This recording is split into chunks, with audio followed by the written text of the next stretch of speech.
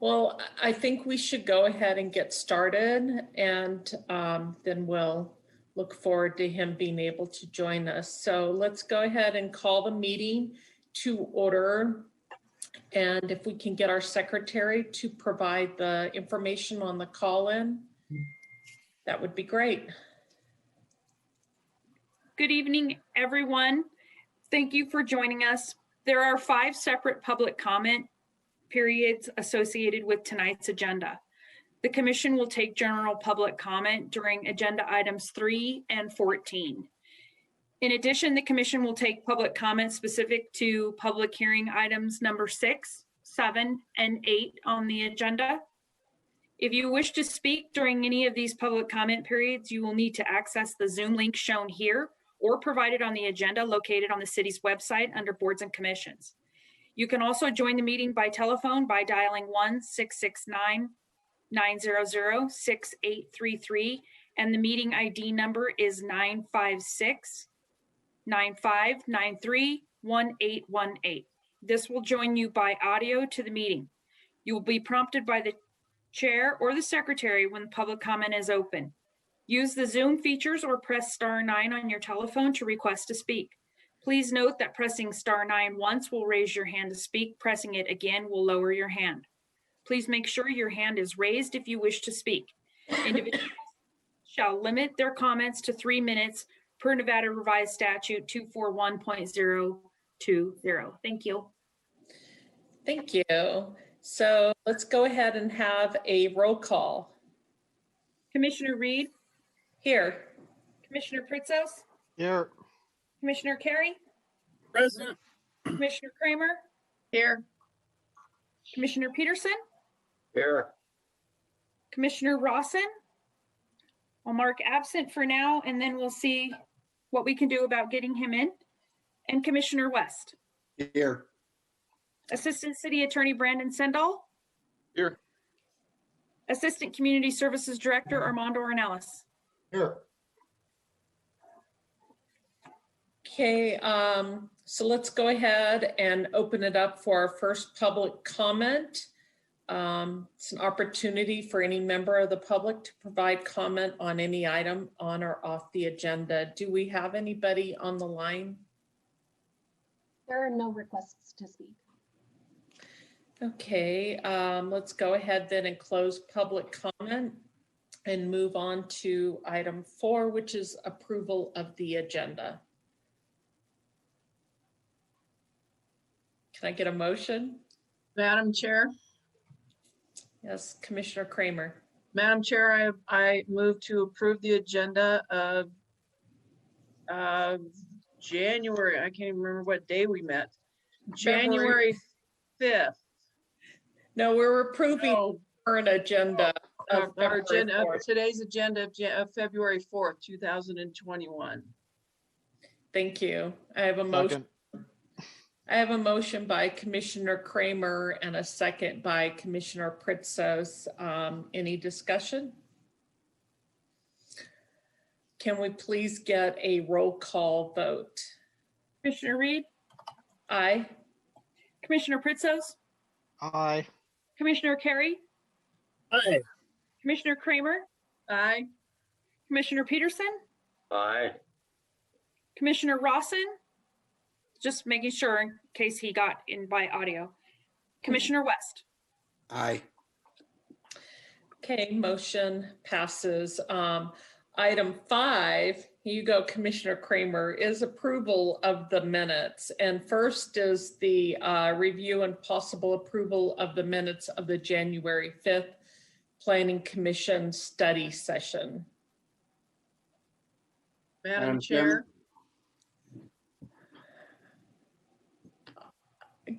Yeah. go ahead, Commissioner West. West, go ahead. Okay, I move to approve the minutes of the January 5th, 2021 study session meeting. Madam Chair, I'll second that motion. Okay, we have a motion by Commissioner West and a second by Commissioner Kramer. Any discussion? Can we go ahead and get a roll call vote? Commissioner Reed, Aye. Commissioner Pritzos, Aye. Commissioner Carey, Aye. Commissioner Kramer, Aye. Commissioner Peterson, Aye. Commissioner West. Aye. All right, motion passes.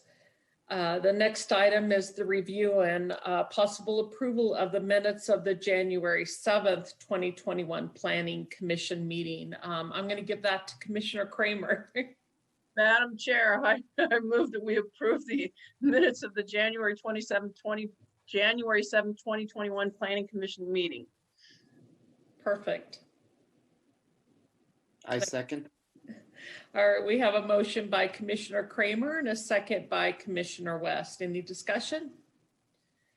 Can we go ahead and get a roll call vote? Commissioner Reed, Aye. Commissioner Pritzos, Aye. Commissioner Carey, Aye. Commissioner Kramer, Aye. Commissioner Peterson, Aye. Commissioner Rawson is absent, and Commissioner West. Aye. Chair Reed, Ms. Martinez and I will continue to monitor this, but right now it's looking like he is neither a panelist nor an attendee. He has been resent the link, and I will monitor my email in case he reaches out and wants to join by phone. Okay. I'll see if he wants to, I'll send him a text and double check on his status. Let's go ahead and move on to our public hearing items. First up is PCN 20-0046, which is the consideration of and possible action on a request for a conditional use permit to construct a 1,481 square foot minor utility Tamwa bus booster pump station on a site approximately 0.142 acres in size in the general commercial zoning district located at 4702 Sparks Boulevard in Sparks, Nevada. Good evening, Chair Reed, members of the Planning Commission. Let me get my screen share going here. Okay, does everybody see that screen? Yes. Okay, thank you. All right. Okay, for the record, I'm Dani Ray, planner, and I'm here to present to you a request from the Truckee Meadows Water Authority, TUMWA, for a conditional use permit to allow a minor utility use on a site approximately 0.142 acres in size, located in the C2 or General Commercial Zoning District.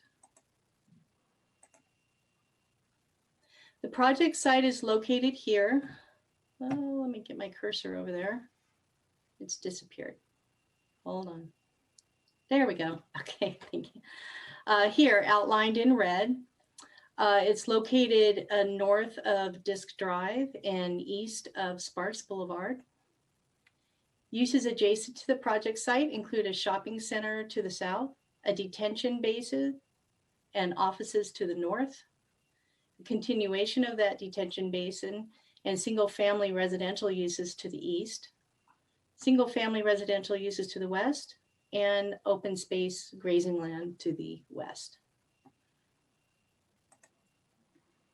The applicant is requesting to construct a 1,481 square foot potable water booster pump station and associated piping that connects the booster station to existing piping within Sparks Boulevard. Minor utilities include lines and facilities related to the provision, distribution, collection, and transmission of water, and they are permitted in the C2 zoning district subject to the approval of a CUP. The proposed project is needed to boost water pressure in the northernmost portions of TUMWA's water distribution system in Sparks. The booster station will increase water pressure in the Sparks gravity zone north of Disk Drive, where water pressure currently decreases during periods of peak demand. As per Commissioner Carey's request at the study session on Tuesday, these photos illustrate the difference in grade between the grades on the site, preserving the efficacy of the adjacent detention basin. This area to the south of the property is where the building will be constructed and accessed. And you can see, I'm still using the wrong thing. Okay, right here.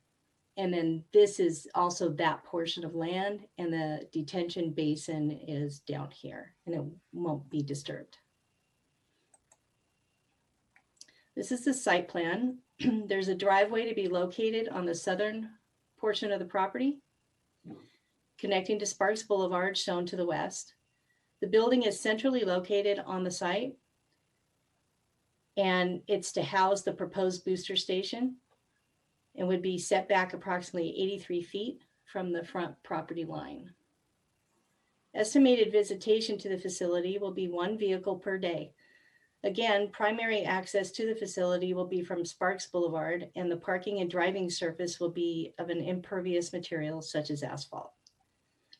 Staff did not request a trip generation letter due to the low number of trips associated with the use, and because a minor utility use does not require parking pursuant to the Sparks Municipal Code. The applicant submitted building elevations that are in conformance with architectural design standards for commercial buildings in the C2 zoning district. The submitted elevation shows CMU walls with a stucco finish, excuse me, and the color Pal Desert Tan, and the metal roof will be Tundra Gray. The exterior doors, trim louvers, and gutters will be painted or coated in Fort Sumner Tan, and ground equipment will match the building in Pal Desert Tan. As proposed, the colors will blend in with the surrounding natural landscape.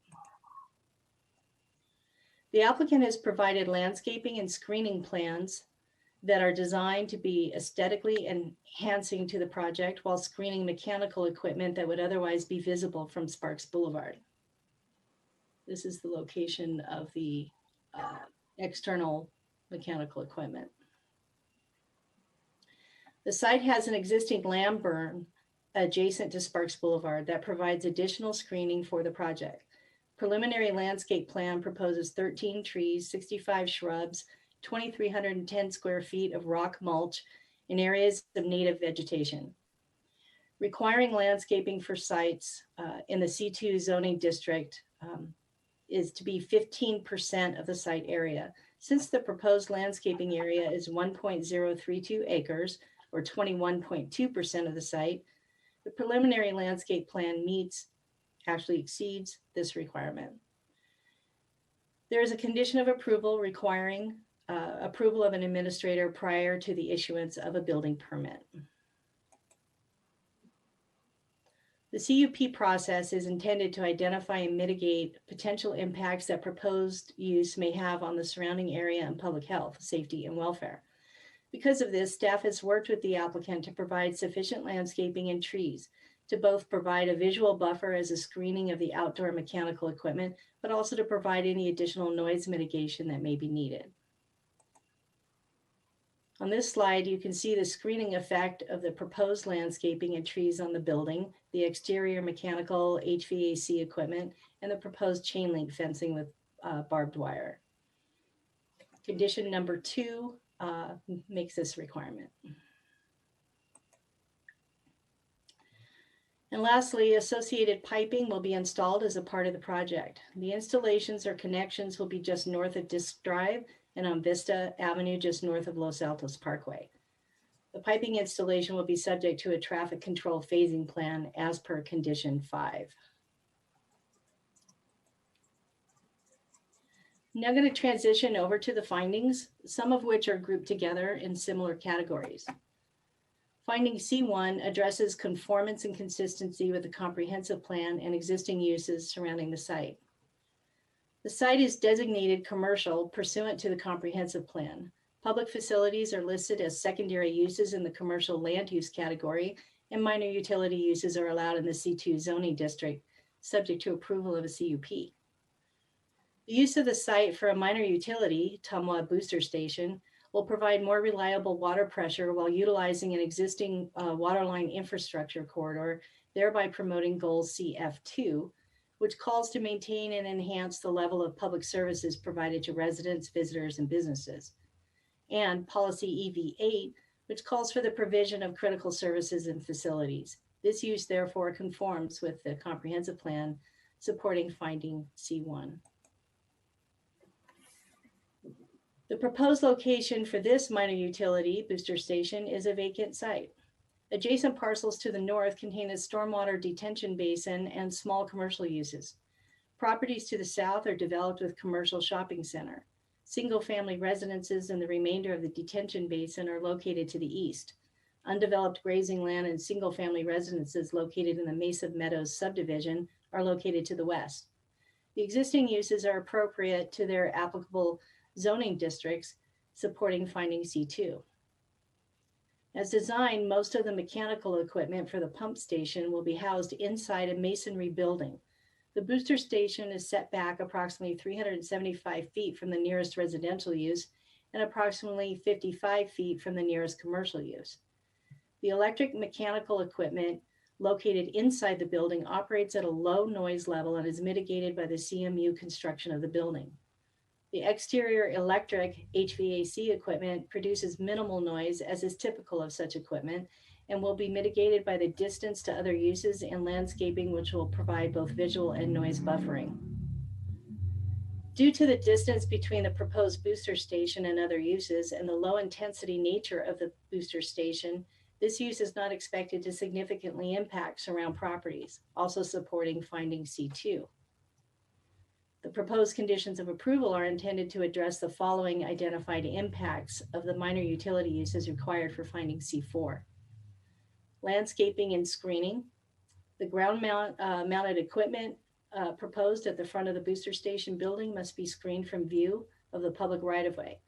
A landscaping plan showing a minimum of 13 trees on the parcel and other landscaping materials shown in Exhibit 3 is required to provide appropriate screening and must be submitted prior to the issuance of a building permit, Condition 3. For the security of the Tumwa booster station, 8-foot high chain link fencing with barbed wire is proposed. The booster station is located behind an elevated berm and is set back approximately 83 feet from the front property line. The addition of landscaping with trees will minimize any visual impact from the appearance of the chain link fencing. The fencing shall be constructed to the approval of the administrator prior to the issuance of the business license. Condition 4. Construction traffic.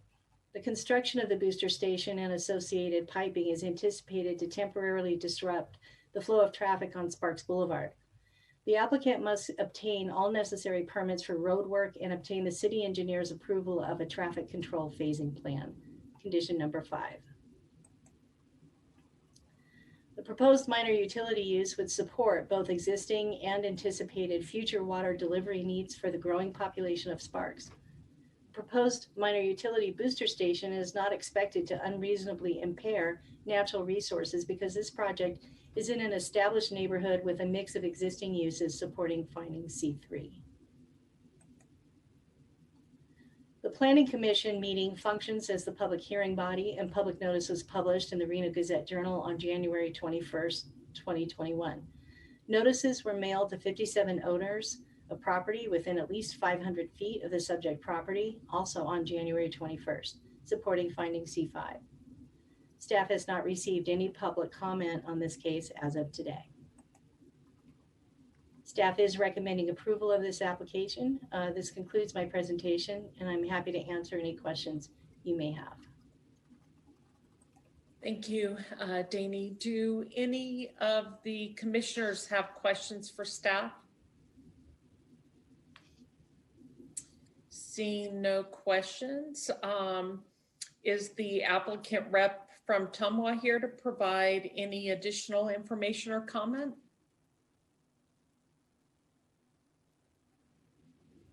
I believe they were going to be here this evening. Chair Reed, we do have, I believe, 3 individuals. Just give us some time to move them over. Okay.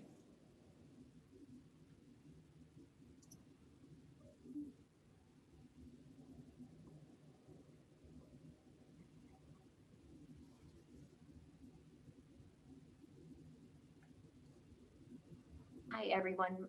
My name is Susan Pansky. For the record, I'm representing Tumwa.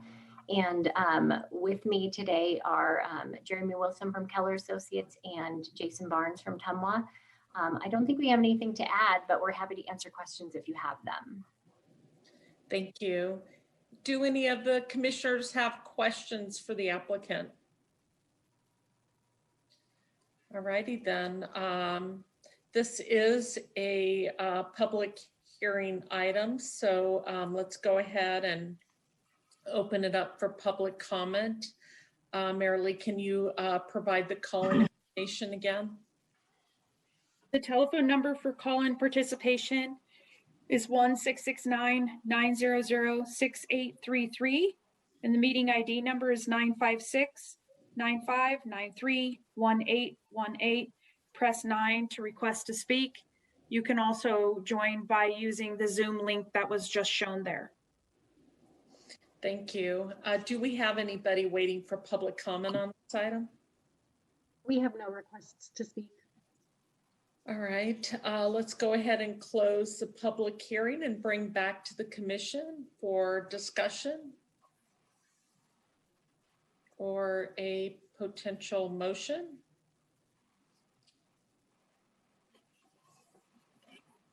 Well, you guys are quiet tonight. I'd like to propose a Wait, motion. I just saw Commissioner Carey with his little yellow hand up.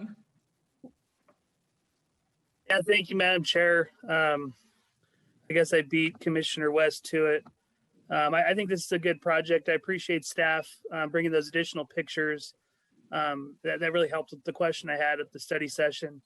So I would move to approve the conditional use permit CU 20-0010 associated with PCN 200046, adopting findings C1 through C5 and the facts supporting these findings as set forth in the staff report, subject to 5 conditions of approval as listed in the staff report. Thank you. We have a second. I second. Okay, we have a motion by Commissioner Carey and a second by Commissioner West. Any discussion? Can we please go ahead and have a roll call vote? Chair Reed, before I do a roll call vote here, for the record, I would just like to note that Commissioner Rawson has joined the meeting. All right, perfect. Commissioner Reed, Aye. Commissioner Pritzos, Oh, sorry about that. Aye.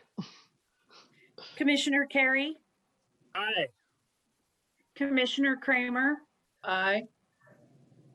Commissioner Peterson, Aye. Commissioner Rawson, Aye. Commissioner West. Aye. Okay, motion passes unanimously. Let's move on to item 7, which is PCN 18-0070, which is consideration of impossible action on a request to amend conditional use permit CU 18-0019 to add a distillery use to a 15,200 square foot space that also has a previously approved brewery use on a site approximately 4.82 acres in size in the industrial zoning district located at 305 East Glendale Avenue in Sparks. Chair, Planning Commissioners, Jonathan Cummins, planner. This request is an amendment to an existing conditional use permit, or CUP, associated with PCN 18-0070, which was approved in 2019 to establish the Lead Dog Brewing Company facility located at 305 East Glendale in the industrial zoning district.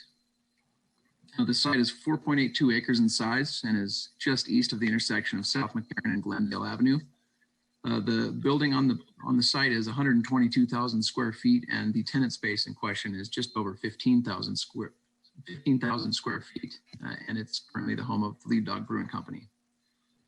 So a little bit of background: the Lead Dog Brewing Company was approved at this site through a conditional use permit in 2019. Like I said, that CUP was an approval to operate a brewery with production and distribution capacities, as well as a tasting room, which is open to the public. That CUP did not anticipate the use of any part of the building for a distillery operation, which is the reason for the request before you this evening. Craft distillery is a use that's defined in the zoning code that requires a conditional use permit in the industrial zoning district in order for the Planning Commission to review potential impacts associated with the establishment and operation of that particular use. So with that in mind, the applicant was required to amend their 2019 entitlement to establish how a distillery would function at the site, as well as to review the impacts that might be associated with that new use. And I'll get those impacts shortly in the presentation of our findings. And so to wrap up the summary of the request, there is an approximately 1,200 square foot office area located in the facility, and the applicant is proposing to convert that area into a distillery space. And the new use, as proposed, would occupy only that square footage. So as you recall, there are 5 findings required for a CUP that we have to discuss on the record this evening. Finding C1 requires the Planning Commission consider compliance with the city's comprehensive plan. As we pointed out in our staff report, the proposed addition of the distillery will add a commercial diversity to the industrial area of the city at a location where services are already being provided. And so we find that this meets goal MG1, which supports economic vitality, goal MG2, which fosters diversity in the land use mix, goal EV1, to grow and diversify this park's economy, as well as meeting policy CF1, where city services can be provided at the site. Finding C2 asks that the Planning Commission consider compatibility with surrounding uses. The majority of the surrounding uses are warehousing and distribution facilities that generally operate between 8 and 5, with the exception of a pawn shop, which is located directly west of the site. The published hours of that facility are 9 a.m. to 6 p.m. So the brewery's manufacturing and distribution functions generally operate from 8 to 5, but the tasting room holds hours until 11 p.m. on some nights. And so the after 5 p.m. tasting room traffic that occurs during hours when surrounding industrial area users are generally closed for business. So as a result, there's little, if any, issue related to traffic or demand for parking. We'll discuss those in a little bit more detail in finding C4 in a moment. So to wrap up compatibility, in the 2 years since the establishment of the brewery, the city has not been made aware of any parking, traffic, or circulation issues, and staff does maintain that the brewery, with the addition of a craft distillery function, will remain generally compatible with surrounding uses. Finding C3 asks that the Planning Commission consider the potential impairment of natural resources. This is an existing development. The proposed changes are not anticipated to have any additional impacts on natural resources at the site. Finding C4 asks the Planning Commission to consider other impacts identified by staff. As we outlined in our staff report, the main impacts related to this request are potential changes to circulation, traffic, and parking.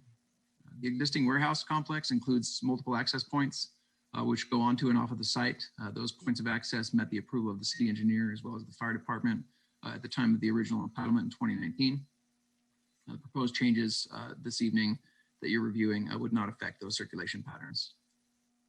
Next, the proposed conversion of approximately 1,200 square feet from office into distillery space would actually reduce the demand for parking on the site by 1 space. The reduction in the need for parking also corresponds with the reduction in the amount of traffic expected at the site. Finding C5 requires that public notice given and public hearing held. So for this item, we mailed out 47 notices to property owners within 500 feet of the site. That notice was also published in the Reno Gazette Journal on January 21st. Tonight's meeting also, of course, serves as a public hearing for the item. The posting of tonight's agenda also serves to satisfy the noticing requirement. Staff has received no comments from the public on this item. We do have a member of the applicant's team on the call this evening. Should you have any questions for them, staff is recommending approval of this request. And with that, I'll be glad to take your questions. Thank you, Jonathan. I had one question, and I didn't see this in the staff report. What is the total parking on the site during regular business hours? Yeah, let me pull that up here in my notes. I have that right here with me.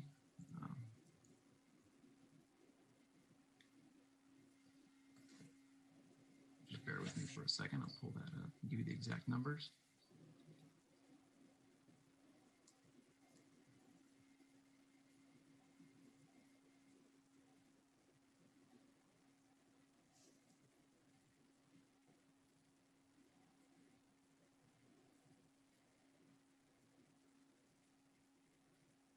So there are 34 spaces available for this particular tenant on the overall site. The existing parking demand for all the users on the site are accomplished through that sort of shared parking agreement. The brewery itself, with the addition of the office space, the storage, and the manufacturing, all come to a demand of, based on our staff report findings, 76 spaces on a site where there are 92 available. So that's a right. bit more information than what you were asking about there, but that's the sort of breakdown of what the That's impact was. fine. Thank you. Do You're any welcome. commissioners have any questions for staff? Seeing none, since the applicant rep is here, if they would like to provide any further comment, now is your opportunity. Say we have no additional comments. You can answer the question.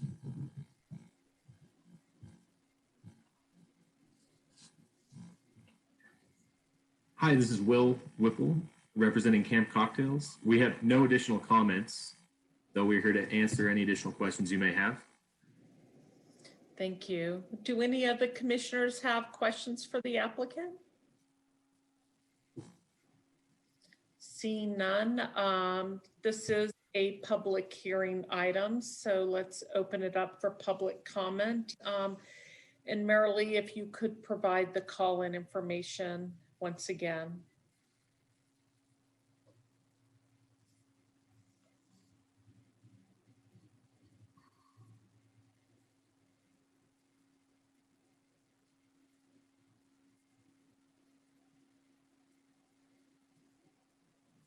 Sorry, I didn't realize I was muted. I was gonna say something, but I didn't know if you were just gonna show the slide and. So as I said, but no one could hear, the call-in number's 1-669-900-6833. The meeting ID shown here is 956-9593-1818, or you can use the link on the agenda. Thank you. Do we have anyone waiting for public comment on this item? We have no requests to speak. All right, thank you. So let's go ahead and close public comment and bring back to the commission for discussion. Commissioner Carey, I see your hand raised. Madam Chair, Jonathan, I had a question about condition number 6 as it relates to future expansion, and any kind of future expansion would go through the administrative design review process. I was just kind of curious. So tonight we're considering just this proposed distillery use on the site. We're not doing any sort of square footage or any sort of intensity of that sort of use. If basically, if we approve this tonight, it's allowed on the site to whatever size, and any expansion past that would be through the administrative review process is what's proposed. Yes, this approval with those conditions, the verbiage that we chose to write into the conditions would allow that the use is being allowed at the site, whether they want to expand it in the future or not. And so the analysis component of our staff report did outline the relatively small space in the site where they are proposing to do distillery. However, with that's a permitted use here through a conditional use permit, and so we are trying to establish that if in the future they want to expand that, whether by a small amount or to expand it into a majority of their tenant space, that they essentially have met the requirements of us to evaluate the impacts associated with that. And so based on the parking and the traffic circulation, et cetera, we find that relatively speaking, those two uses are going to generate similar impacts. So if they wanted to move the brewery to a smaller scale and expand the distillery component, that we would be able to do that without further public hearing. Okay, thank you. I appreciate that explanation. I think that's a good way of doing it. I think you've done a good job identifying the impacts and mitigating them in this. And I would agree that the proposed impacts from the impacts from the proposed use moving forward, if it does expand, could probably be best addressed and quicker addressed through the administrative review process as opposed to doing an amendment. So I thank you for that clarification. Thank you, Madam Chair. Thank you. Any other questions?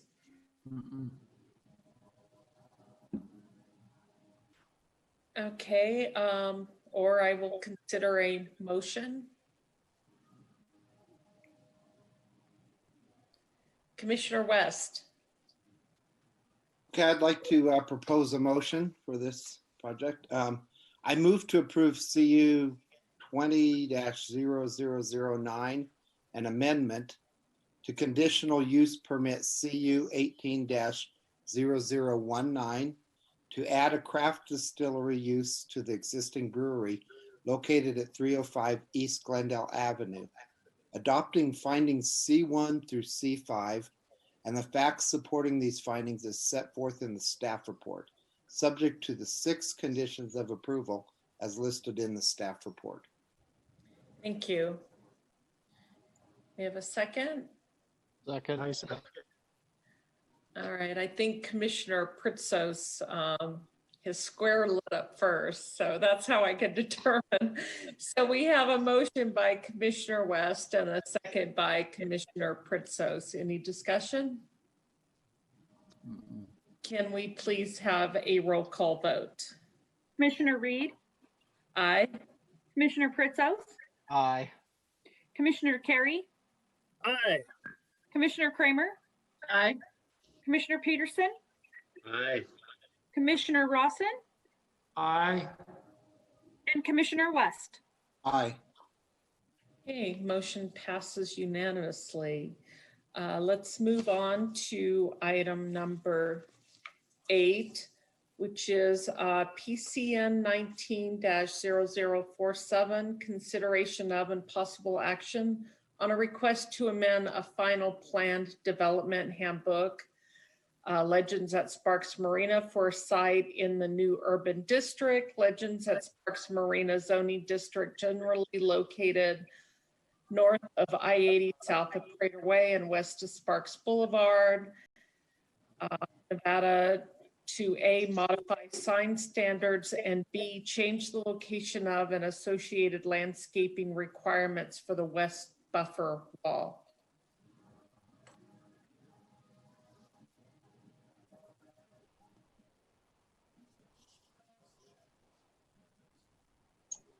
Danny, you're muted.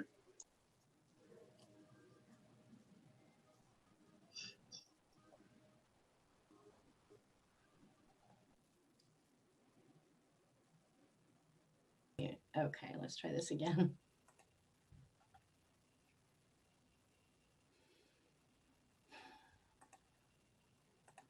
Okay. Does everyone see the screen? Yes, we can see it. Okay, great. Thank you. Okay. For the record, again, I'm Danny Ray, planner. I'm here to present to you the request to amend the Plan Development Handbook for Legends at Sparks Marina by modifying development standards for signs and landscaping requirements associated with the buffer wall along the western boundary of the site. The site is generally located north of I-80 and west of Sparks Boulevard and east of the Sparks Marina, and the site is outlined here in red. So this request seeks to modify both development standards for some sign classifications within the handbook, as well as landscaping requirements for buffer walls on the western side of the Legends development. The City Council originally approved the handbook back in 2006, and as some of you may recall, City Council and the Planning Commission reviewed, but City Council most recently amended the handbook this past September, revising development standards for movie theater signs. As proposed, the handbook would be modified, lowering the minimum leasable area necessary to qualify as a sub-major retail tenant from 15,000 square feet to 8,000 square feet, and lowering the maximum leasable area for a small shop retail tenant from 14,999 square feet to 7,999 square feet. Additions and deletions reflecting these changes in a red line format are on page 59 of Exhibit 2.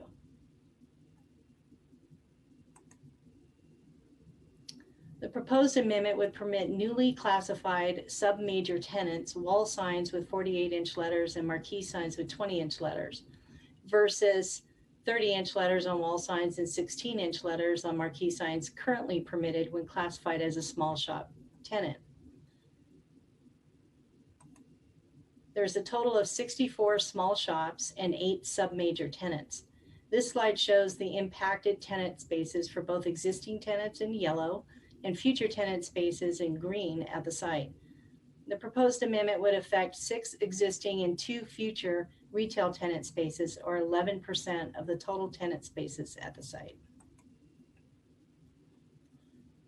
The photo on the left illustrates the current development standards for wall signs for currently classified small shop tenants, which is 30 inches in height, while the photo on the right shows a mock-up of the same tenant space reclassified as a sub-major tenant. Due to the reclassification, the tenant will utilize the currently allowed sign dimensions for sub-major tenants, which is 48 inches in height. The overall dimensions of allowed wall signs are not proposed to be modified. Only the applicability of the larger signs to tenants down to 8,000 square feet in size. This will be impacting 6 existing tenants and 2 future tenants.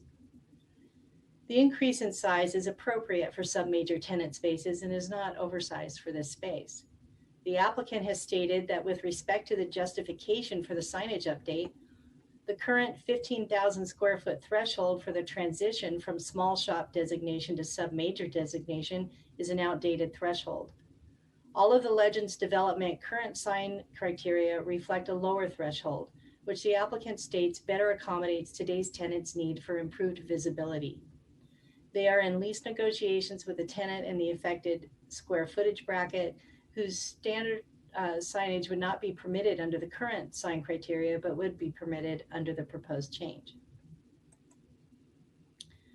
This request also proposes to modify the location of the landscaping associated with the buffer wall along the western side of the site that separates commercial uses from the residential uses to the west, the Marina Village planned development. The wall is located here on this map, shown in purple. The handbook currently requires landscaping on both sides of the buffer wall and specifies the planting bed located on the residential or west side of the buffer wall will be a minimum of 10 feet in width. Shown here, jumped ahead. Shown here north of Bayshore Drive to Lincoln. This is not proposed to change. So from Bayshore Drive north to Lincoln Way, shown here on this north buffer wall exhibit, the proposed changes identify a future buffer wall that will be located on the east side of Windsurfer Drive, shown here between the green and the yellow. Sorry. The current standard in the handbook does not require a minimum landscape dimension on the east side, while requiring a 10-foot landscaping buffer on the west side. So this slide here shows what's currently required. While a buffer is required on the east side, no dimension is given. The applicant is proposing a 5-foot landscape buffer on the east side. The proposed modification still requires 10 feet of landscaping on the west side of the wall, including a sidewalk if required, adds 5 feet of landscaping on the east side of the buffer wall. Between Bayshore Drive and the Residence Inn by Marriott to the southeast, shown here on the south buffer wall exhibit, the proposed changes eliminate the requirement for a 10-foot wide planting bed on the residential or west side of the buffer wall, and instead requires a landscape buffer that is a minimum of 10 feet in width on the east side of the buffer wall, where no current requirement to have a buffer exists. This will provide a benefit to the hotel guests. You'll note that the green area shown in the exhibit here for the south buffer wall is shown on the adjacent properties, as the buffer wall in that area is located on the property line. The applicant cannot meet that requirement without demolishing and rebuilding the walls south of Bayshore. In addition, the neighbors have indicated they do not want a landscape buffer on the west side of the wall south of Bayshore, which would provide screening for persons who are not members of the community, such as vagrants. Also shown on both exhibits is a gate which will allow city staff access to maintain equipment and operation of the canal. The gate is shown here. Additions and deletions reflecting these changes are shown starting on page 70 of the handbook. So I'm now going to transition over to the findings, which are grouped together in similar categories in some cases. PDA, PDB, and PDG are all concerned with conformance and consistency. This amendment supports conformance with the comprehensive plan and goals MG2, CC1, and goal EV4. The requested amendment modifies the location of landscaping along the west buffer wall that separates commercial uses in the Legends plan development from residential uses to the west. As proposed, the modifications to the location of the required landscaping will promote continued compatibility between residential and commercial uses, supporting goals MG2 and CC1. Modifications to the leasable area thresholds for small shop and sub-major tenant spaces permit the existing larger sign letter height dimensions for smaller shops, supporting goals MG2 and CC1. These sign standard modifications further support goal EV4 by enhancing the shopping center's placemaking elements, identifying tenant spaces, and incentivizing the retention and attraction of Legends businesses, and are appropriate for the site's TC zoning. PDB, the proposed amendments to the handbook do not change the types of land uses permitted within Legends plan development. Only certain development standards related to signs and landscaping associated with the west buffer wall. While the amount of landscaping adjacent to the single-family residential uses on the west side of the buffer wall would be reduced, these changes codify the as-built condition that has not adversely impacted the adjacent single-family residences and does reflect the as-built condition. Therefore, this amendment does not adversely impact surrounding uses. As the proposed modifications to the handbook are limited to amending the sign standards for small shop and sub-major retailers and the classifications of such, the requirements for landscaping adjacent to the walls on the western border of the site, the efficient development and preservation of the entire planned development are not affected.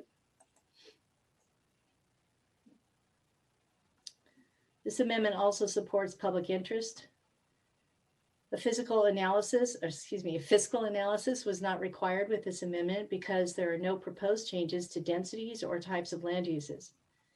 As discussed in finding PDA above, the proposed modifications to sign standards as they apply to newly classified sub-major tenants will assist with placemaking and tenant space identification within the Legends development and will not adversely affect adjacent residential uses. Modification of the landscaping required along the west buffer wall is not anticipated to adversely affect adjacent residential uses as the changes reflect the as-built conditions south of Bayshore Drive. And there are no proposed changes to the land uses permitted by the handbook, and the proposed amendments are not anticipated to have any negative effect on residents, owners, tenants, or the public.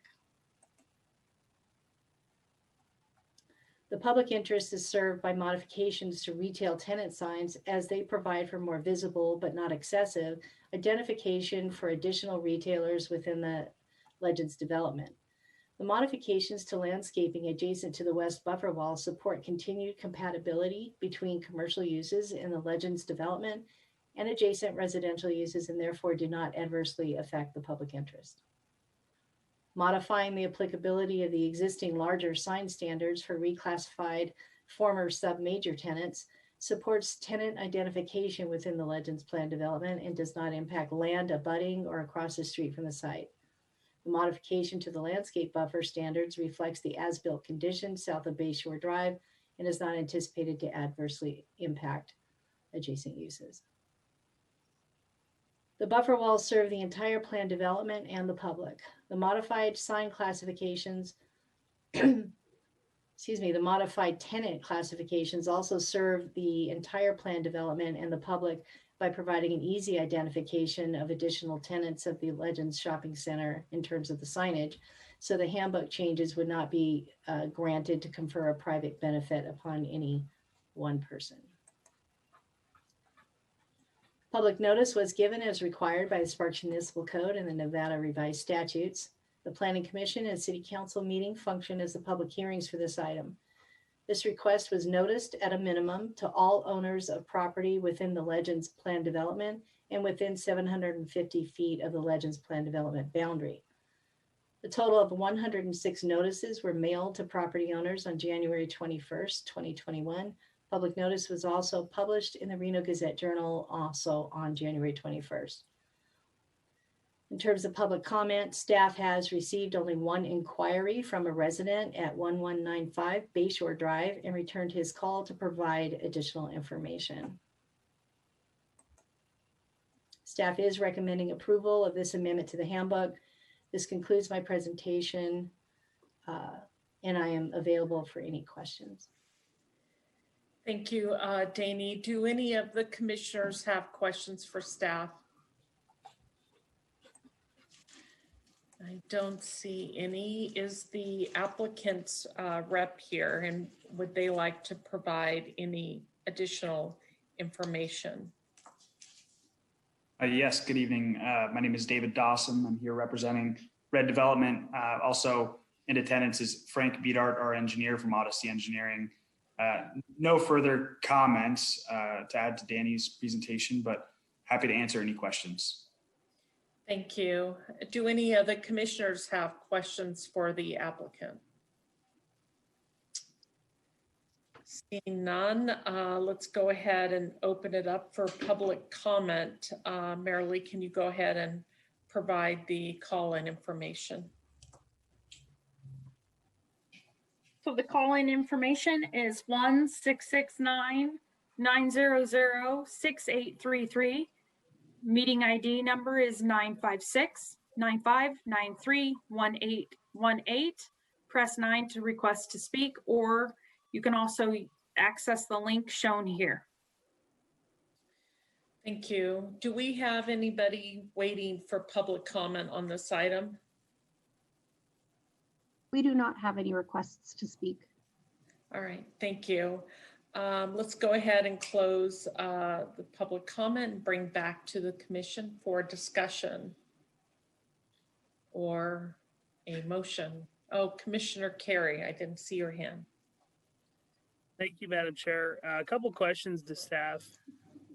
Danny, my first question is, I'm just curious how the proposed new sign standards, how do those compare in terms of allowed sign area in the tourist commercial zoning district? Is it pretty comparable? Actually, I don't know the answer to that question. There's no change in the sign standards per se. The signage allowed in the currently in the handbook are not proposed to change. The only thing that's really changing is the threshold at which those different standards can be applied.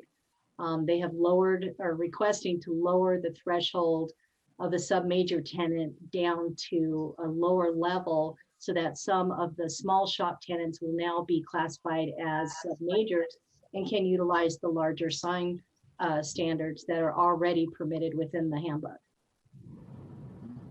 Okay, thank you for that explanation. My second question was, and just for clarification on my end, so under the proposed change to the handbook, from Bayshore Drive going north to Lincoln Way, there would be a sidewalk, 10-foot landscape buffer, wall, and then 5-foot landscape buffer on the commercial side? That is correct. Okay. Thank you for that clarification. Sure. No further questions, Madam Chair. All right, thank you, Commissioner Carey. Any other questions from any of the other commissioners? Seeing none, I will entertain a motion.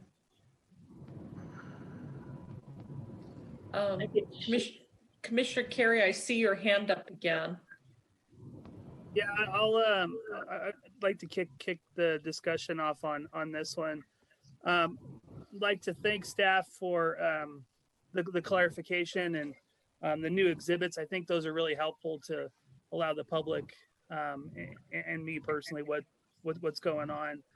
I concur with staff's recommendations on the proposed sign area changes. I think with the commercial land use on this area, I think the proposed sign area and the new classifications are appropriate given what our comprehensive plan calls out for this area. I also concur with staff's recommendations on the proposed changes to the landscaping standards. It makes a lot of sense that there would be a buffering, on the residential side going from Bayshore Drive north to Lincoln Way. I think that's important we maintain that. When the commission reviewed the conditional use permit for the RV service facility, we heard a lot of complaints from neighbors about concerns with noise and that the existing fencing was not adequate to mitigate the noise. I think with the proposed changes in the handbook and keeping those buffers on both sides and a new wall to replace the temporary wall, we'll do a lot to mitigate the noise and other impacts from the commercial uses and the adjacent residential uses. So with that, I'm prepared to make a motion. Go ahead, Commissioner Carey. Madam Chair, I move to forward to the City Council a recommendation of approval of the request to amend the Legends at Sparks Marina Plan Development Handbook, PCN 20-0047, based on findings A through J and the facts supporting these findings as set forth in the staff report. Thank you. We have a motion. Can I get a second? Madam Chair. I think Commissioner Kramer beat you to it this time, Commissioner Ralston. Go ahead, Commissioner Kramer. Madam Chair, I'll second that motion. All right, thanks. We have a motion by Commissioner Carey and a second by Commissioner Kramer. Any further discussion? Okay, can we go ahead and do a roll call vote? Commissioner Reed, Aye. Commissioner Pritzos, Aye. Commissioner Carey, Aye. Commissioner Kramer, Aye. Commissioner Peterson, Aye. Commissioner Rawson, Aye. Commissioner West. Aye. Thank you. Motion passes unanimously. Let's move on to general business.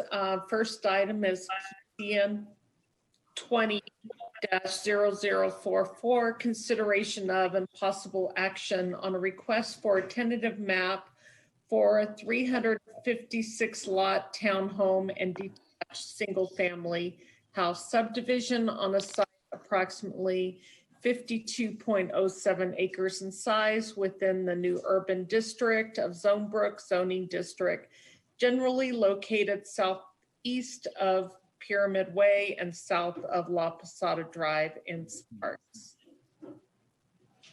Okay, thank you, Chair Reed and members of the Planning Commission. Sienna Reed for the record with the Planning Division. I'll be presenting this item to you this evening, and before I get going, just want to confirm that you can see a slide indicating that we're on the Stonebrook Phase 3 Village AA and BB item. We can see it. Perfect. All right, so as noted before you this evening is a request for a tentative map. That map is for Phase 3, Villages AA and BB, both located in the Stonebrook Plan Development. The villages are outlined here on the slide in red, and then you can see the larger Stonebrook Plan Development boundary shown in blue. Villages AA and BB, again in red, are generally located in the central portion of Stonebrook on the north side of Opio Ranch Parkway. The proposed tentative map consists of 356 townhome and detached single-family lots on a total of 52.07 acres. The lots are fairly evenly split, with 164 townhome lots comprising 46% of the subdivision and 192 detached single-family lots comprising 54% of the subdivision. The lots proposed range in size from approximately 2,880 to 8,201 square feet, and the overall gross density for the project is 6.8 dwelling units per acre. On this slide, you can see the preliminary landscape plan for villages AA and BB that gives you a good overall graphic for the subdivision design. Here you can see access to the subdivision will be from two intersections with Opio Ranch Parkway. And what we have in terms of how the lots break down and how they're designed is that we have 168 lots located in villages AA, and then 24 lots located in village BB, which are shown here on this slide in this lighter green color that I'm generally circling with the cursor. Those lots are designed to meet the patio home standards in the handbook, except for the minimum lot width standard of 45 feet that has been administratively reduced to 40 feet. It's important to note that the handbook authorizes the administrator to approve deviations of up to 20% from handbook development standards, and city staff approved a deviation to reduce the minimum lot width for patio homes by 11% on January 29th of this year. In terms of the remaining lots that are located in village BB, we have 164 lots that are designed to the townhome standards in the handbook, and those are shown here in kind of the beige color. These lots, in terms of meeting the handbook standards for townhomes, don't have to meet a minimum lot size. There isn't one specified, and neither is there a standard for lot width or depth. Instead, these townhome standards in the handbook allow for setbacks to be measured from outer boundaries and require a minimum setback between internal buildings. As proposed, you can see on this slide the typical lot detail for townhomes. It shows a minimum building setback of 16 feet between buildings, which is 20% less than the required internal building setback of 20 feet that's specified in the handbook. Condition number 17 recommended before you requires a deviation request to reduce the required internal building setback, that request be submitted and approved prior to recording any final map where reduced separation is proposed. And so when those deviation requests come in, staff reviews those and does have the authority to condition those deviations as appropriate.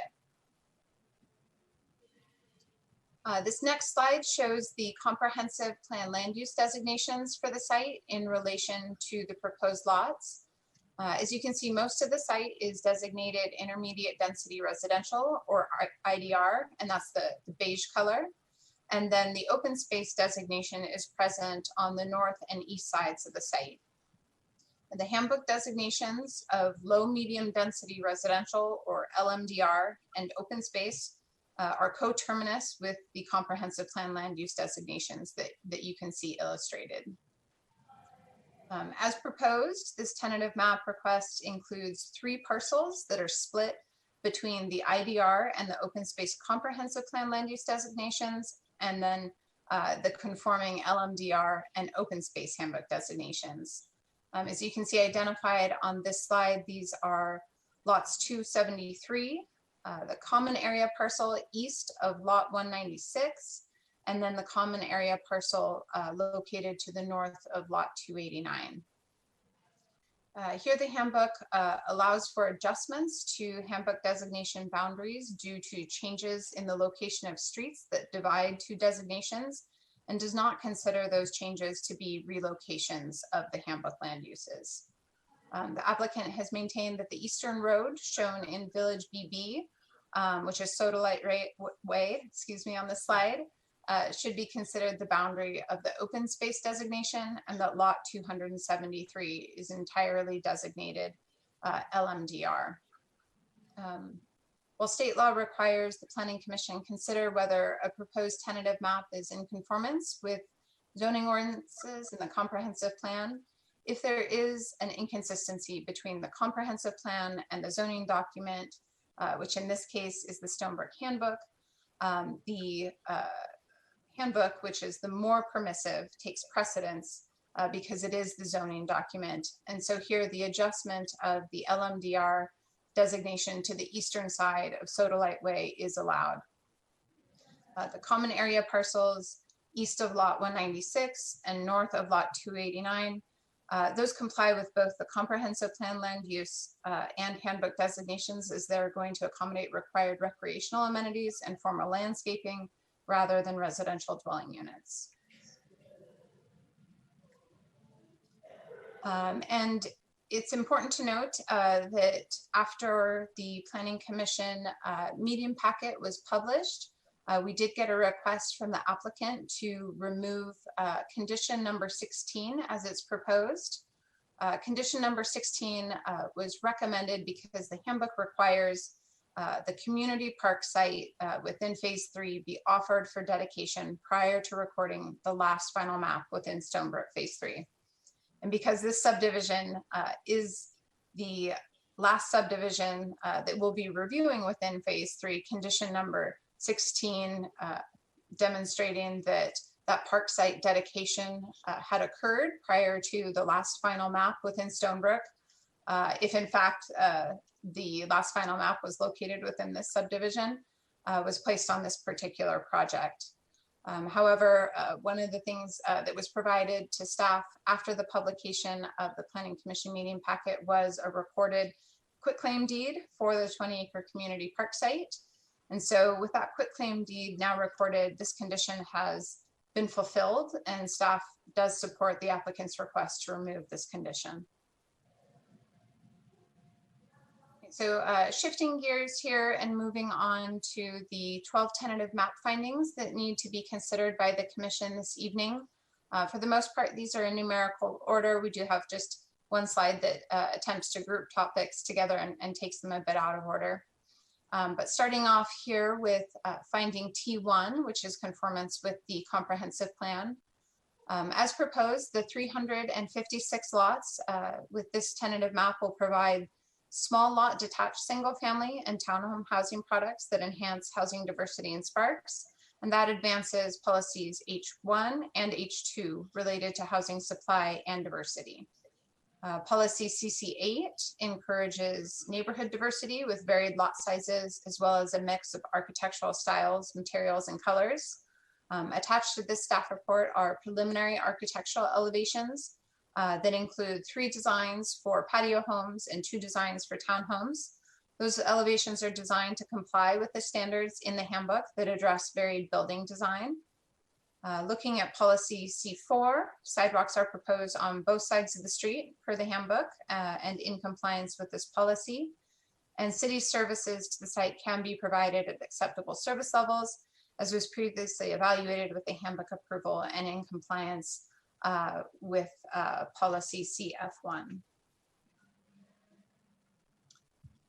Here on this slide, we have findings T2 and T7, each relating to streets.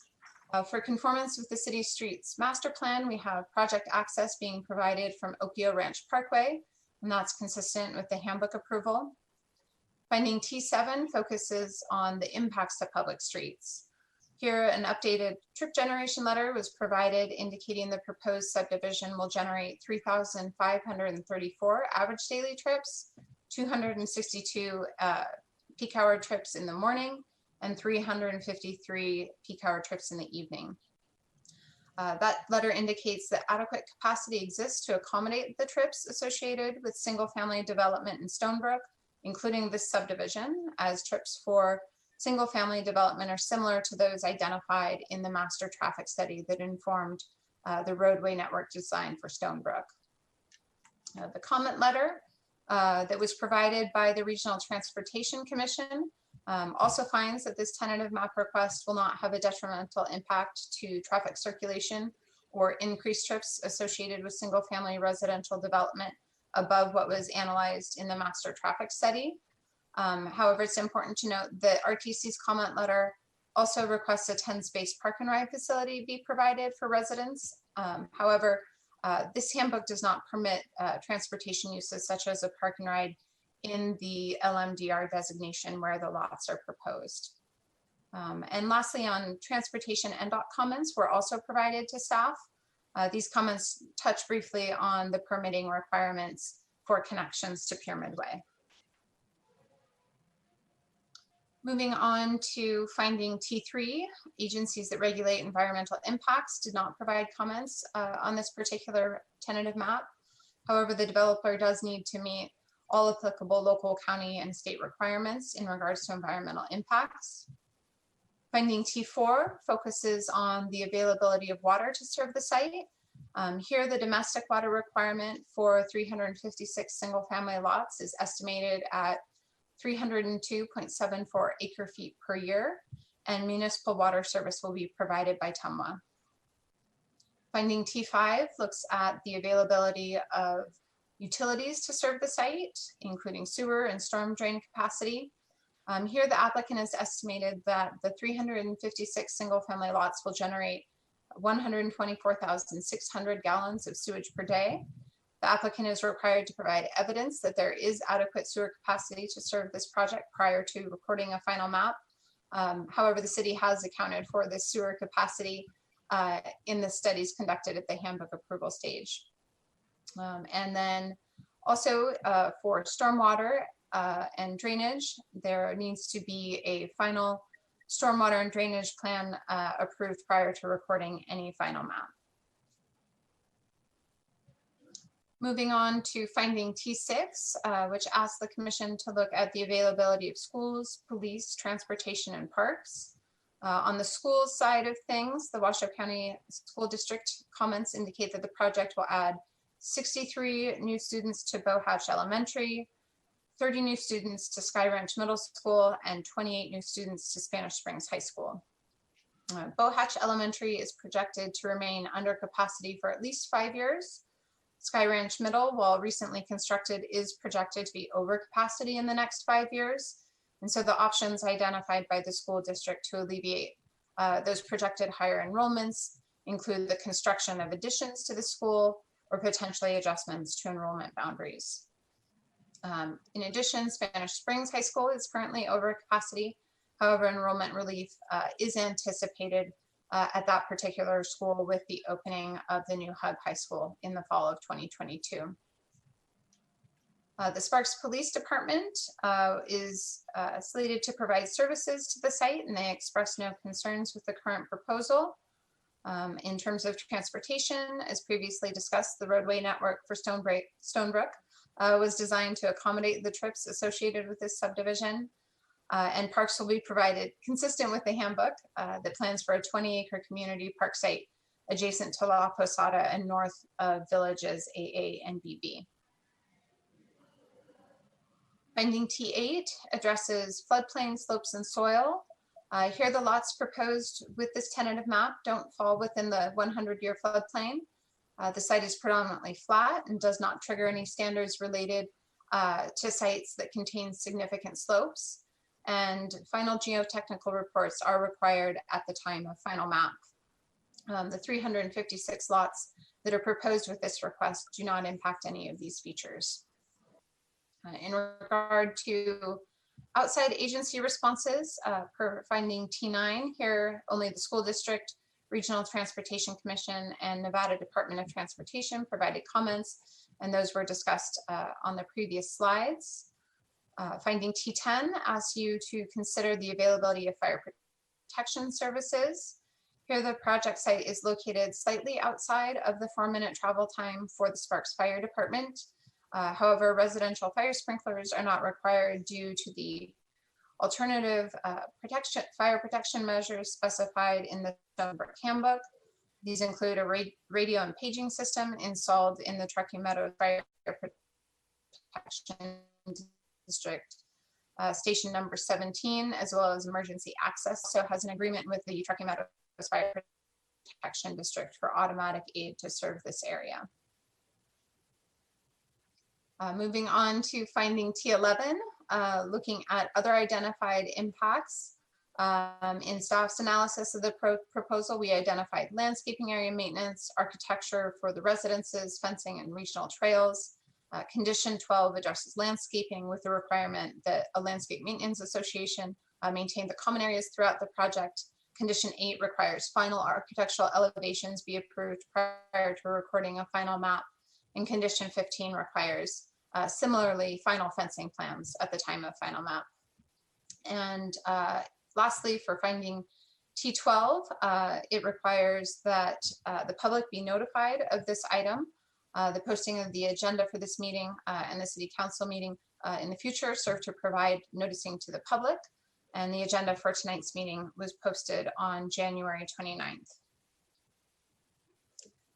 So to wrap up here, staff is recommending the Planning Commission forward a recommendation of approval to City Council with support for removing condition 16. You have a suggested motion on this slide to that effect with the italic text identifying the elimination of condition 16 that isn't in your staff report suggested motion. So with that, I'll conclude my presentation, and I am happy to answer any questions that you may have on this tentative map request. Thank you, Sienna. Do any of the commissioners have questions for staff? Seeing none, if the applicant's rep would like to add anything or comment. Chair Reed, this is Stacy Huggins with Wood Rogers. Sienna did a great job of summarizing this project, and I don't have anything to add, but I'm happy to answer any questions that you or the rest of the commission may have. Thank you, Stacy. Do any of the commissioners have any questions for the applicant's rep? Commissioner West. Yes, thank you. Actually, I don't have a question, but Stacy, I did want to thank the applicant for complying with condition 16 by granting or filing that quitclaim deed for the community park. We definitely appreciate that being completed. Sure. Commissioner West, I just want to, so just to touch on that, we understood that park site needed to be dedicated, and we were working on that. We were hoping to get that addressed before the staff report had been finalized and published. Unfortunately, we were about the same day that the staff report was published, but we appreciate that staff acknowledged that it was done, and we hope that you all agree to remove that condition from this tentative map moving forward. Thank you. Thank you. Any other questions? I will entertain a motion.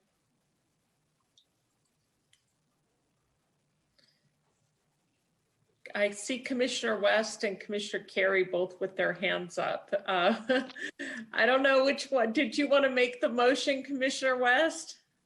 Yes, I did. Okay. Do you want to bring the motion back up on the screen, or? I have it here either way. Oh, you have it. Okay, go ahead. Okay. I move to forward to City Council a recommendation of approval of the tentative map associated with PCN 20-0044 for a 356 lot townhome and detached single family house subdivision on a site approximately 52.07 acres in size, located in the NUD New Urban District, Stonebrook zoning district, adopting findings T1 through T12 and the facts supporting these findings as set forth in the staff report, and subject to the conditions of approval 1 through 17 with the elimination of condition 16. Thank you, Commissioner West. I have a motion. Can I get a second? Chair, this is Commissioner Carey. I will second that motion. An excellent job on the motion, Commissioner West. Thank you. So we have a motion by Commissioner West and a second by Commissioner Carey. Any discussion? Comment? Can we go ahead and have a roll call vote? Commissioner Reed, Aye. Commissioner Pritzos, Aye. Commissioner Carey, Aye. Commissioner Kramer, Aye. Commissioner Peterson, Aye. Commissioner Rawson, Aye. Commissioner West. Aye. Thank you. Motion passes unanimously. Let's move on to item 10, which is a presentation on the Regional Transportation Commission's development of the 2050 regional transportation plan.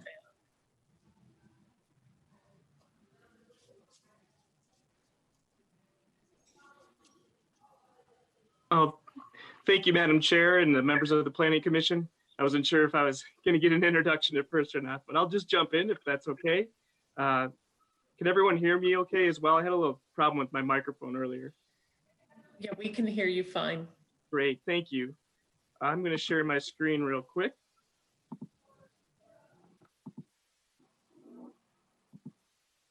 And can everyone see the presentation? Yes, we can.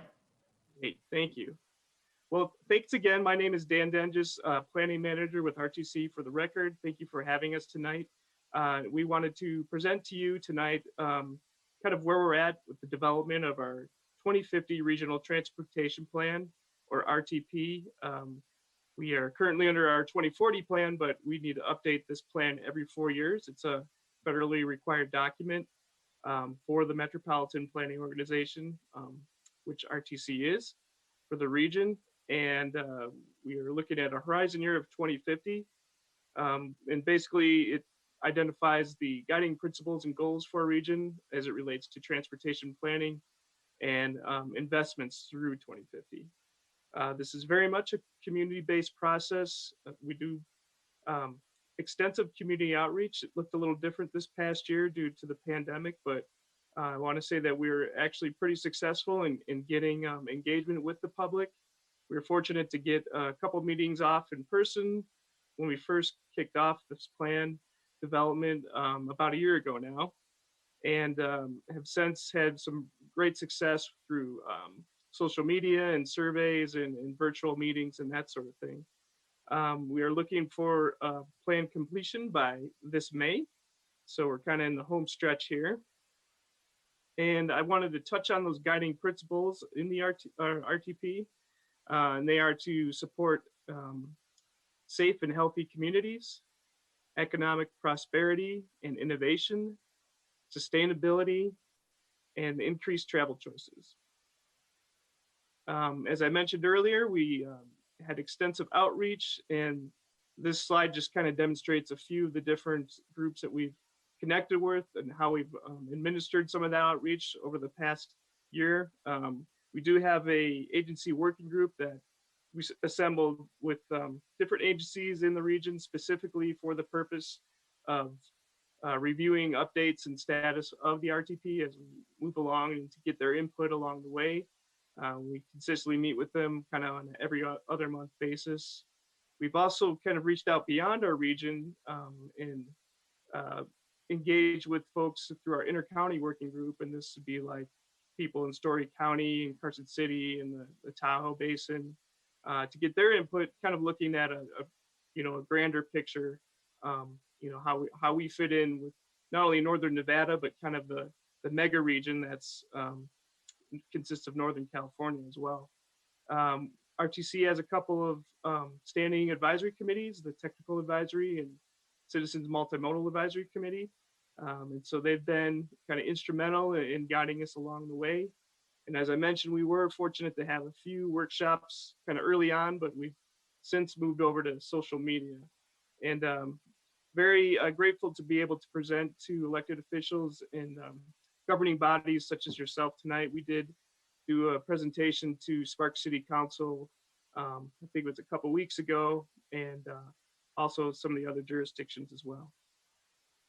So these next few slides just kind of briefly touch on some of the goals that support those guiding principles.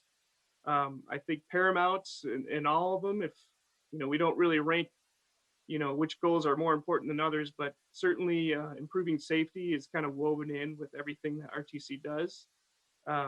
We're very grateful to also be an active participant in the Vision Zero Truckee Meadows Task Force.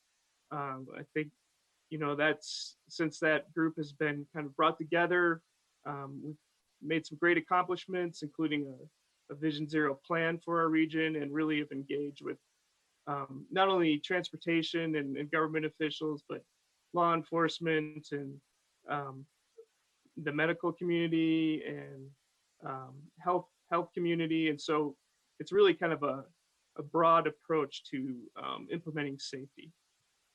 With that, we've also done a lot of outreach and education through various programs and media campaigns that RTC has financed. We're very supportive partner with the Safe Routes to School program. And of course, work with our partners at Nevada Department of Transportation, and all our efforts support what goes into the strategic highway safety plan as well. And we do share the common goal of zero fatalities. It's kind of an aspirational goal, but at the same time, we think that it's one that can be achievable through various countermeasures across all spectrums and modes of transportation. And just want to briefly highlight this map here on the right is looking at kind of some of the safety areas in our area. This is based on crash data, looking at crash rate and frequency and severity. It's kind of a compilation of those three factors. And so we were able to identify some of the higher crash areas in our region.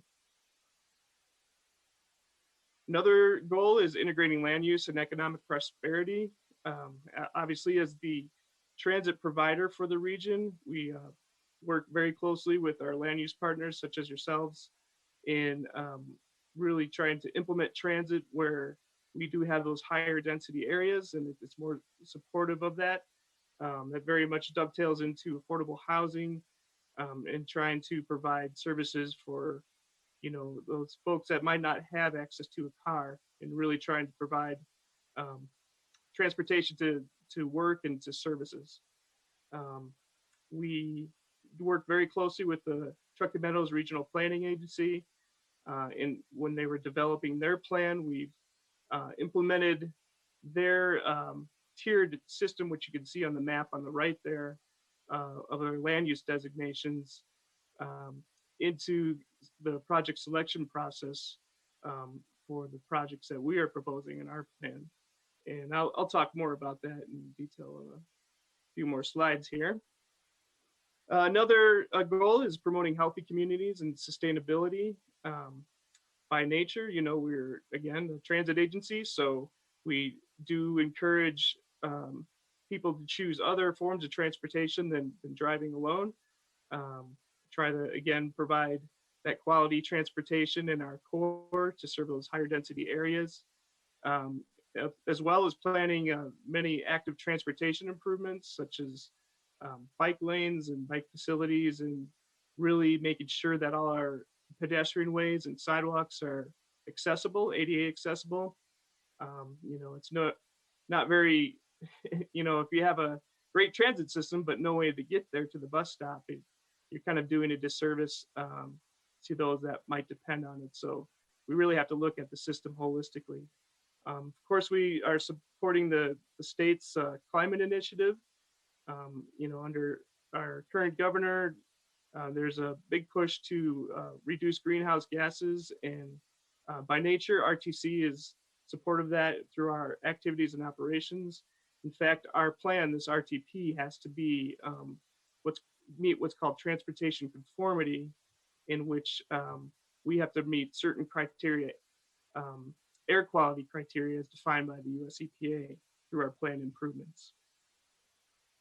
Some of the other goals here that I won't go into too much detail, but they're fairly self-explanatory, but is to manage existing systems efficiently, obviously integrating all types of transportation.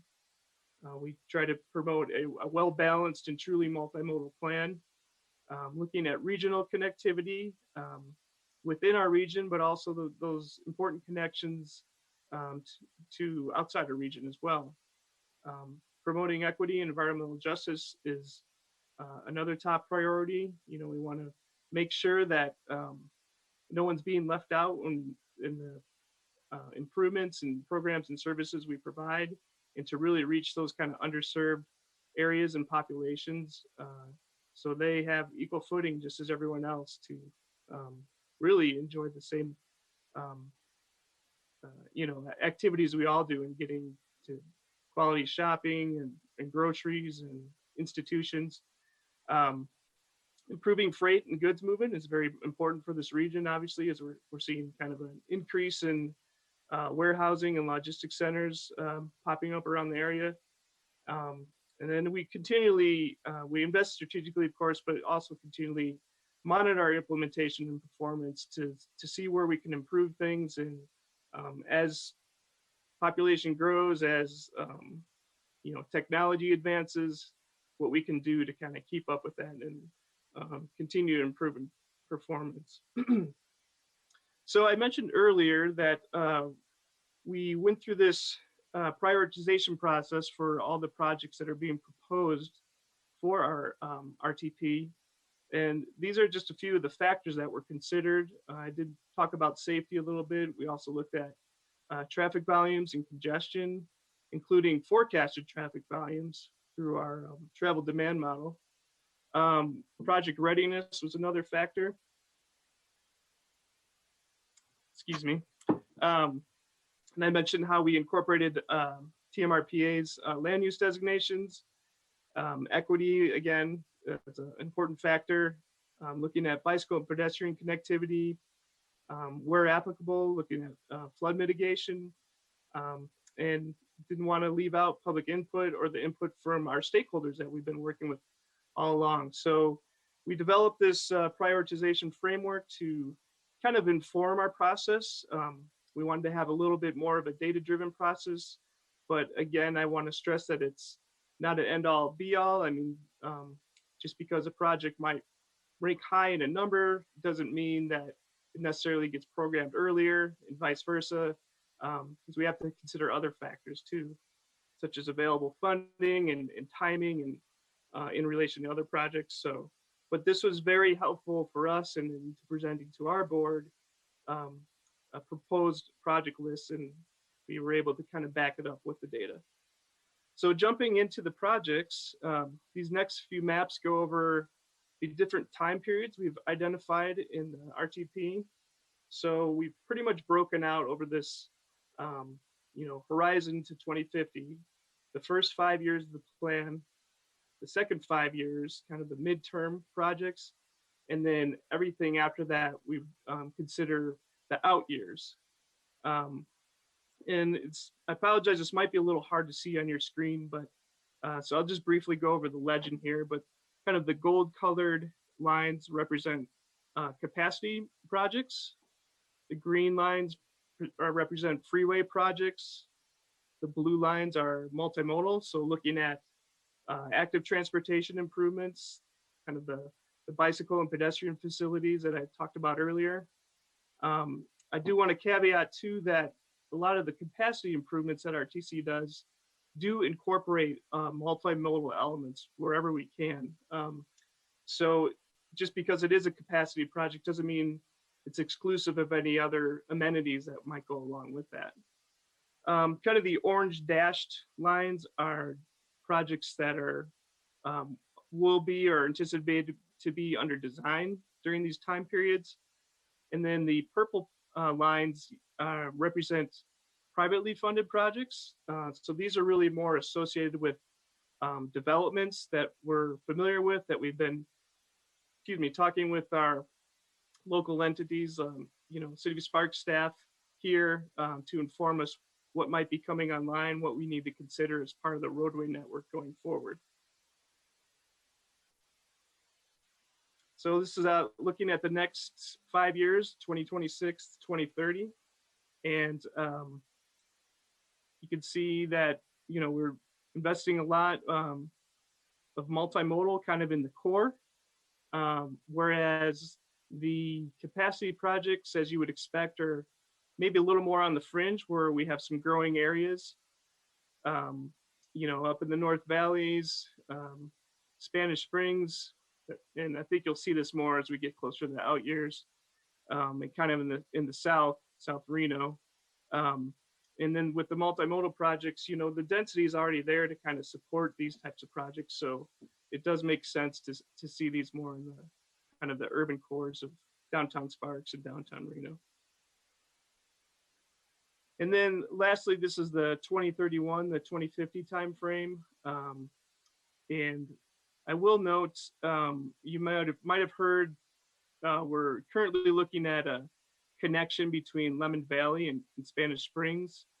We initially referred to it as the Eagle Canyon extension, but wanted to kind of clean that up on this map because we didn't want to give the impression that they're just by having a line on the map that it's a foregone conclusion that any connection will connect into Eagle Canyon Drive, because we are considering about 3 different alternatives at this point. As that study and the analysis develops, we'll hopefully narrow that down to a more specific alignment. But at this point in time, that's something we wanted to emphasize. And again, I'm going to speak to a little Spark specific here in the next slide or two.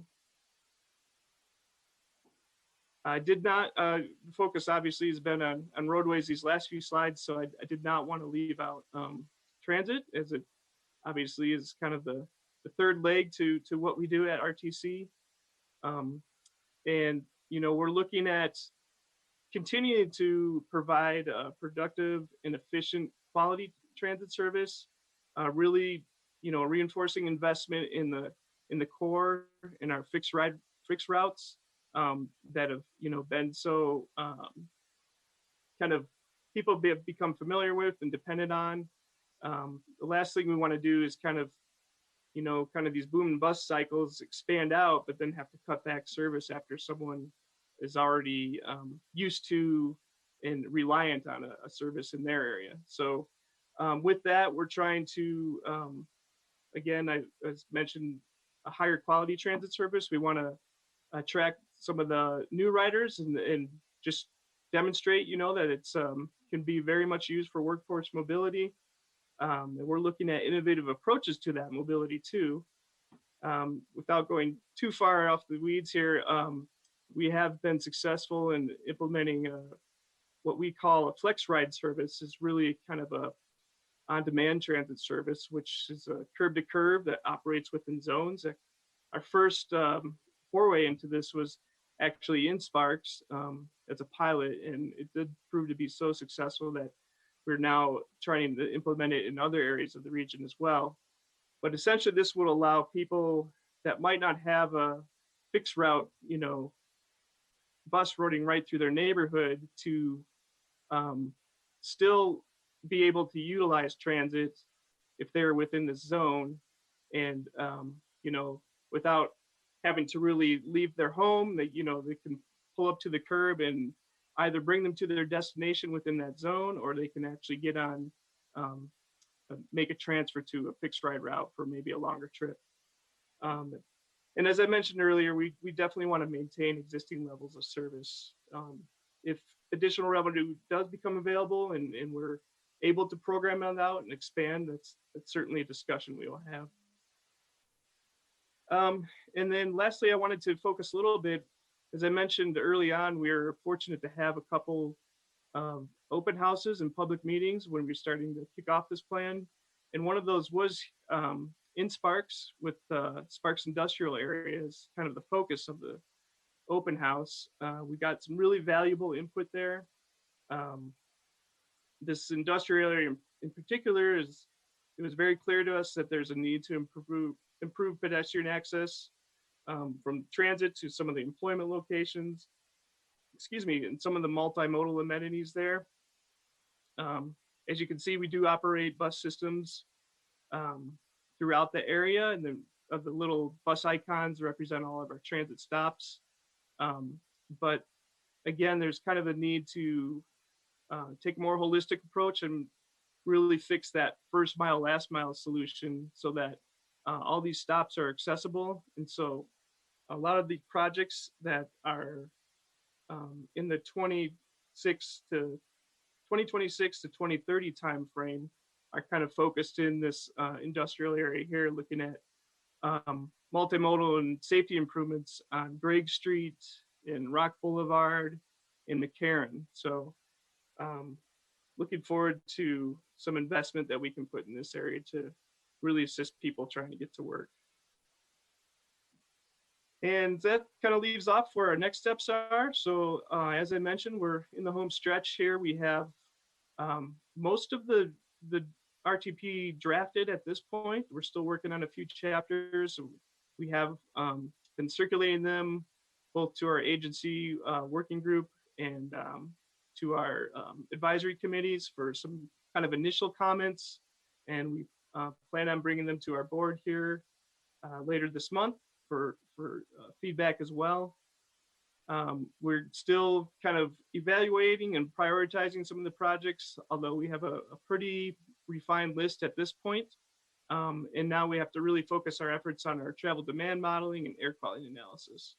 And once that's complete, we will have a finalized plan that will go out for public comment, and certainly looking forward to feedback on that. With that, I will stop the presentation and be happy to answer any questions. Thank you, Dan. That was very informative. Do any of the commissioners have questions? Commissioner Carey. Thank you, Madam Chair. And Dan, thank you for your presentation tonight and coming to the Sparks Planning Commission. It's always great to see you and Amy, and I always really appreciate the information you share. I had a couple questions. I was curious, I've seen in some of the earlier drafts of the new RTP that there's 2 new regional roads that are proposed that will go out to the Tahoe Reno Industrial Center. Yeah, I think on one of the maps you showed the La Posada extension out to I-80. Isn't there another one proposed through the Virginia range out that There way? is. Yeah, thank you, Commissioner Carey. That's a great question. And there is another one that is being proposed. It's largely being proposed by a bunch of property owners in that area. So it'd be a private development. We are kind of acknowledging it just from potential impacts that it would have within our regional roadway network. One piece though that is with that extension that you're referring to would come off of South Meadows Parkway, kind of in South Reno, if you're familiar with that area, over into Rio Wrangler and then up into the range. We are showing or planning on showing in our plan kind of just that piece up to the Washoe County line, because the majority of that proposed roadway is within Story County. Would it make more sense just to have one new regional road out to that industrial area as opposed to 2, or does the model say that both would be needed? Honestly, our kind of preliminary cut at the forecast do show fairly low traffic volumes on both roadways. To your point, I think one would be sufficient, but we wanted to capture all the public comment we received and at least put it out for consideration and comment before we did finalize a plan. With the La Posada extension, that one's a little different because really that whole facility is pretty much entirely within Washoe County.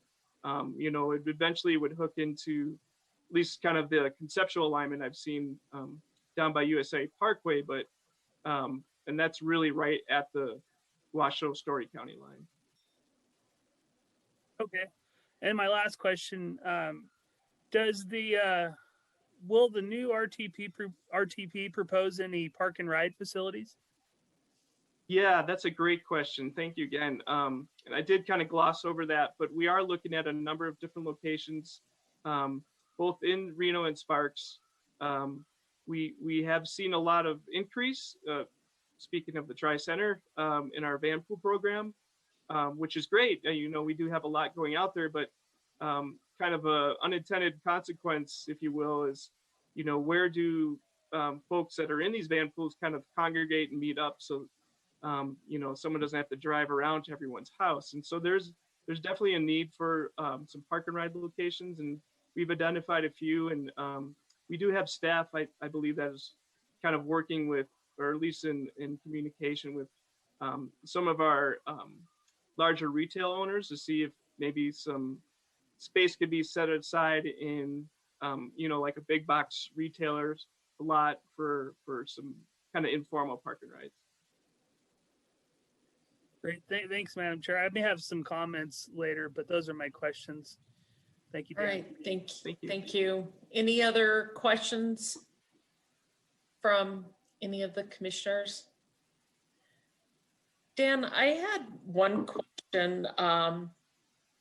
We're seeing at the state level, and I don't know if you're necessarily going to be able to address this, but I'm concerned because I'm seeing at the state level that they're wanting to divert gas taxes to transit, which is for the state highway fund. And I want to know if anything's been proposed on the here locally to do that with the gas taxes that you guys receive. Yeah, I have heard discussions of that. I'm not familiar with any bill draft requests at the moment, but I do know it would take a change in the legislature. So that's kind of the process to have that done. You know, we do see, of course, positives and negatives associated with that. It's kind of depending how you look at things. But as far as I know, there's not anything that I'm aware of that has real traction yet. But again, I'm not familiar with all the bill draft requests, so I probably can't really speak to that too intelligently. Fair enough, fair enough. All right, any other questions? And this is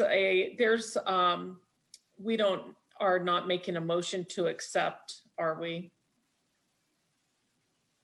No, okay. All right.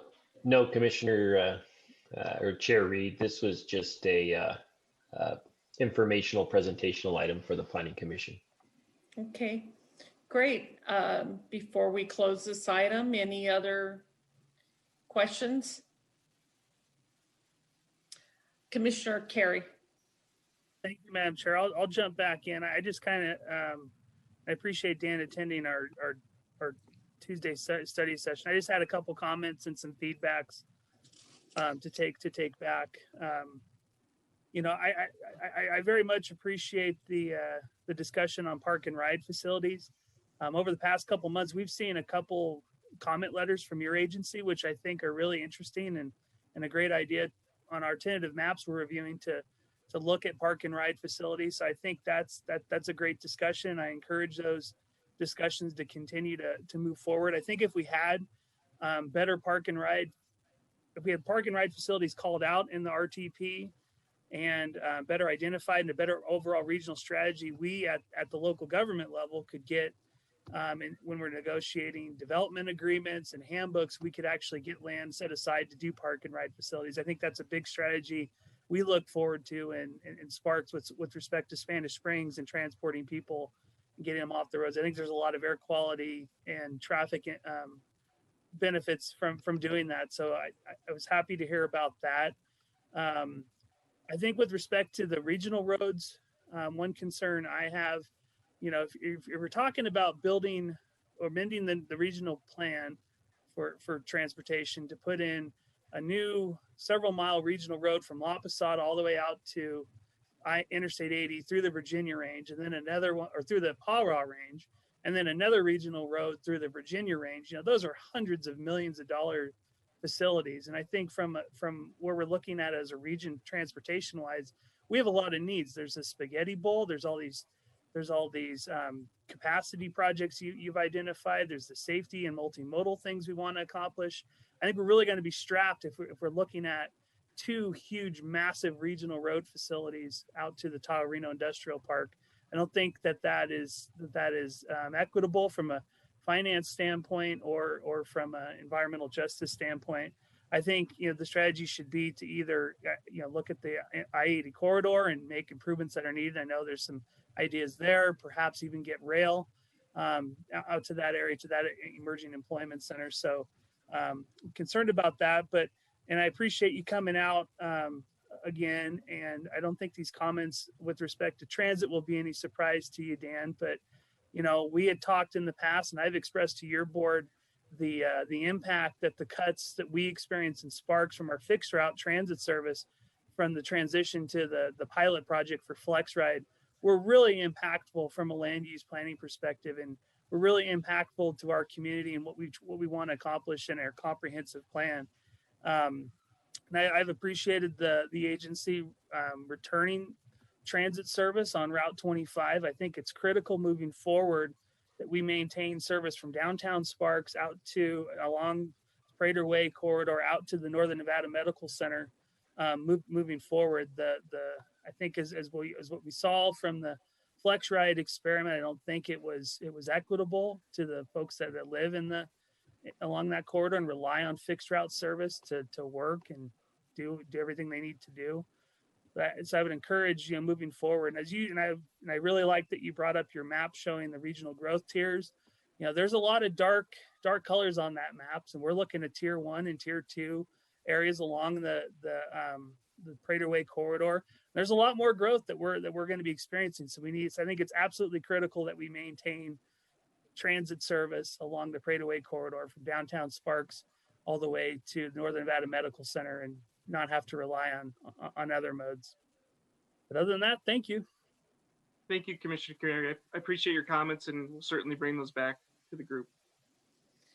Thank you. Any other comments?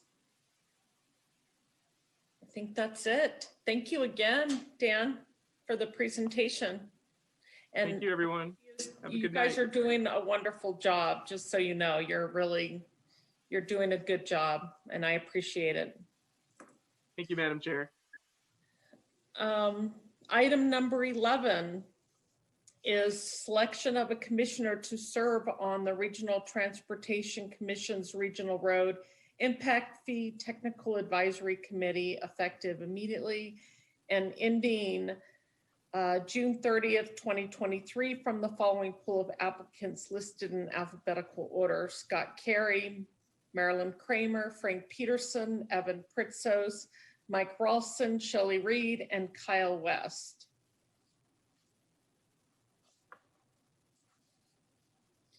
Commissioner Carey? I'll defer to Commissioner West. Commissioner West? Yes, I would like to nominate Shelley Reed to serve on the RTC Regional Road Impact Fee Technical Advisory Committee. All right, thank you. Do we have a motion? Madam second Chair, I'll second that. Okay, we have a motion by Commissioner West and a second by Commissioner Kramer. Any discussion? Can we please get a roll call vote? Commissioner Reed, Aye. Commissioner Pritzos, Aye. Commissioner Carey, Aye. Commissioner Kramer, Aye. Commissioner Peterson, Aye. Commissioner Rawson, Aye. Commissioner West. Aye. All right, thank you. Motion passes unanimously. Next, we have item 12, which is election of a Sparks Planning Commission Chair for 2021 from the following pool of applicants listed in alphabetical order: Scott Carey, Marilyn Kramer, Frank Peterson, Evan Pritzos, Mike Ralston, Shelley Reed, and Kyle West. Commissioner Carey, or did you have your hand up?